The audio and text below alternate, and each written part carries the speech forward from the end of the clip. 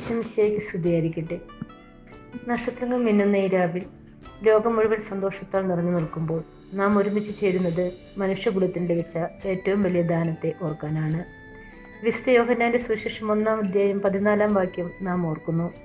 വചനം മാംസമായി നമ്മുടെ ഇടയിൽ വസിച്ചു. ദൈവം മനുഷ്യനായി അവതരിച്ചത് നമ്മെ സ്നേഹിക്കാൻ പഠിപ്പിക്കാനാണ്. ആകാശത്ത് നിന്നും ഭൂമിയിലേക്ക് ഇറങ്ങി വന്ന ആ വലിയ സ്നേഹത്തിൻ്റെ ഓർമ്മ പുതുക്കലാണ് ക്രിസ്മസ്. പുൽത്തൊട്ടിയിലെ ഉണ്ണിയേശു നമ്മോട് പറയുന്നത് ഒരു ലളിതമായ കാര്യമാണ്: മറ്റുള്ളവർക്ക് വേണ്ടി ജീവിക്കുക. നമ്മുടെ അയൽക്കാരൻ വിശന്നിരിക്കുമ്പോൾ നമ്മൾ കഴിക്കുന്ന ഭക്ഷണത്തിന് രുചി കുറയണം. നമ്മുടെ സഹോദരൻ കണ്ണുനീർ വാർക്കുമ്പോൾ ആ കണ്ണുനീർ തുടയ്ക്കാൻ നമ്മുടെ കൈകൾ നീളണം. ആഘോഷങ്ങൾക്കിടയിൽ ഒറ്റപ്പെട്ടു പോകുന്നവർക്കും വേദനിക്കുന്നവർക്കും ഒരു പുഞ്ചിരി എങ്കിലും നൽകാൻ നമുക്ക് കഴിയണം. അപ്പോഴാണ് നമ്മുടെ ഉള്ളിൽ യഥാർത്ഥ ക്രിസ്മസ് ജനിക്കുന്നത്. ബൈബിൾ പറയുന്നത് പോലെ, നീ നിന്റെ അയൽക്കാരനെ നിന്നെ പോലെ തന്നെ സ്നേഹിക്കുക.